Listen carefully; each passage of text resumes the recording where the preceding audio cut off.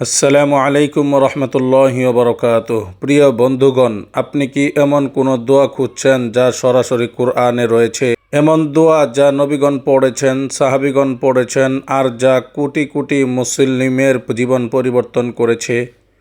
আজকের ভিডিওতে আমি আপনাদের সামনে তুলে ধরব কুরআনের 11টি শক্তিশালী দোয়া। এই দোয়াগুলো শুধু মুখস্থ করার জন্য নয়, বরং জীবন বদলে দেওয়ার জন্য ইনশাআল্লাহ।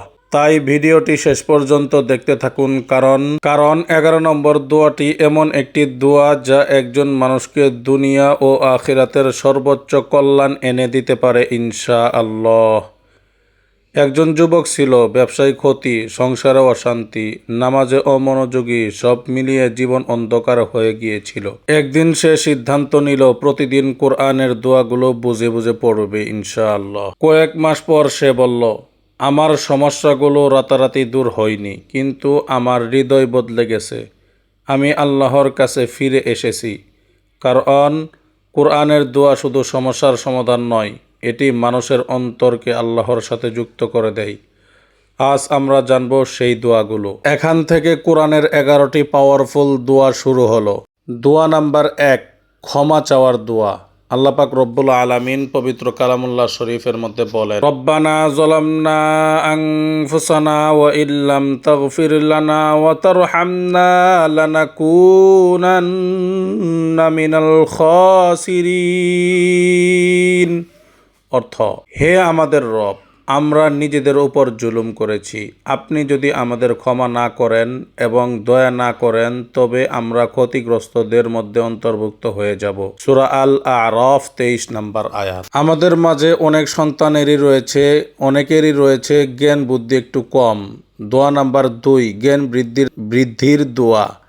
আল্লাহ সুবহানাহু ওয়া তাআলা সূরা তাহার 114 নম্বর আয়াতে বলেন, রব্বি জিদনি ইলমা। হে আমার রব, আমার জ্ঞান বৃদ্ধি করুন। এই দোয়াটি বেশি বেশি পাঠ করুন, রব্বি জিদনি ইলমা। আমাদের পিতামাতা আমাদের জন্য কত কিছুই না করেছেন, ছোটবেলায় আমাদের জন্য অনেক কিছু করেছেন। দোয়া নাম্বার 3, পিতামাতার জন্য দোয়া।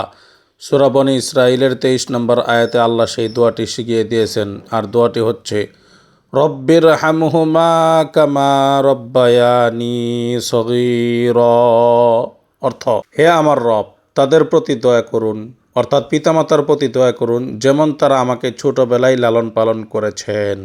এই দোয়াটি বেশি বেশি পাঠ করুন। দোয়া নাম্বার 4, ইমানের উপর অটল থাকার দোয়া। আল্লাহ পাক রব্বুল আলামিন সূরা আলে ইমরানের 8 নম্বর আয়াতে বলে, রব্বানা লা তুজিগ কুলুবানা বা'দা ইয হাদাইতানা। হে আমাদের রব, হেদায়েত দেওয়ার পর আমাদের অন্তরকে বক্র করে দেবেন না। এই দোয়াটি বেশি বেশি পাঠ করবেন ইনশাআল্লাহ। আল্লাহ হেদায়েতের উপর অটল রাখবেন। রিজিকের সমস্যা কার নেই? রিজিকের সমস্যা অনেকেরই রয়েছে। দোয়া নাম্বার 5, রিজিক ও কল্যাণের দোয়া। সূরা কসসের 24 নম্বর আয়াতে মহান আল্লাহ পাক রব্বুল আলামিন বলেন, রব্বি ইন্নী লিমা আনজালতা ইলাইয়া মিন খায়রিন ফাকির। হে আমার রব, আপনি যে কল্যাণই আমার দিকে পাঠাবেন, আমি তার মুখাপেক্ষী। দোয়া নাম্বার 6, ধৈর্যের দোয়া। সূরা বাকারার 250 নম্বর আয়াতে মহান আল্লাহ পাক রব্বুল আলামিন এই দোয়াটি শিখিয়েছেন। দোয়াটি হচ্ছে, রব্বানা আফরিগ আলাইনা সবরা। হে আমাদের রব, আমাদের উপর ধৈর্য বর্ষণ করুন। আমিন।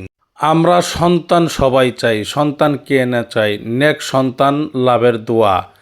সূরা আস-সাফফাতের 100 নম্বর আয়াতে মহান আল্লাহ পাক রব্বুল আলামিন এই দোয়াটি শিখিয়েছেন। দোয়াটি হচ্ছে, রব্বি হাবলি মিনাস সলিহিন।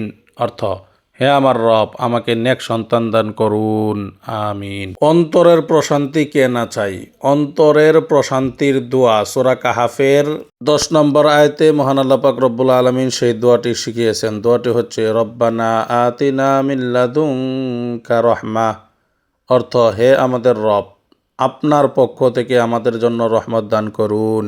আমিন। আমরা জান্নাত কে না চাই? আমরা জান্নাত সবাই চাই।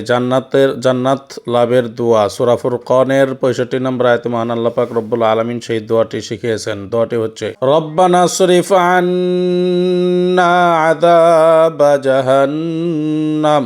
হে আমাদের রব, আমাদের থেকে জাহান্নামের শাস্তি দূর করুন। আমিন।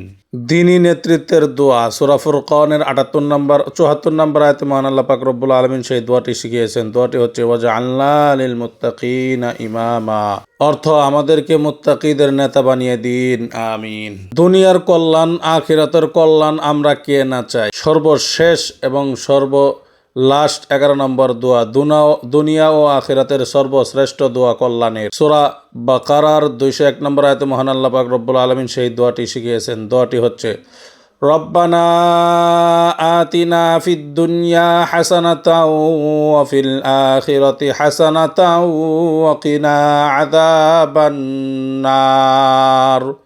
অর্থ, হে আমাদের রব, আমাদেরকে দুনিয়ার কল্যাণ দিন, আখিরাতে কল্যাণ দিন এবং জাহান্নামের আগুন থেকে মুক্ত করিয়া দিন, আমিন। তিরমিজি শরীফের হাদিস, রাসূল সাল্লাল্লাহু আলাইহি সাল্লাম বলেছেন, আল্লাহর কাছে দোয়ার চেয়ে অধিক মর্যাদাপূর্ণ আর কিছু নেই। অন্য হাদিসে রয়েছে আদ-দুআ ও মুখুল ইবাদাহ, দোয়াই হচ্ছে ইবাদতের মূল। প্রিয় বন্ধুগণ, আপনি যদি চান আল্লাহ আপনার জীবনে বরকত, রহমত ও হেদায়েত দান করুন, তাহলে কমেন্টে লিখুন আমিন। ভিডিওটি আপনার পরিবার ও বন্ধুদের কাছে শেয়ার করুন, যাতে তারাও কোরআনের এই মহামূল্যবান দোয়াগুলো শিখতে পারে। আর ইসলামিক ভিডিও পেতে লাইট অফ দোয়াস চ্যানেলটি সাবস্ক্রাইব করতে ভুলবেন না।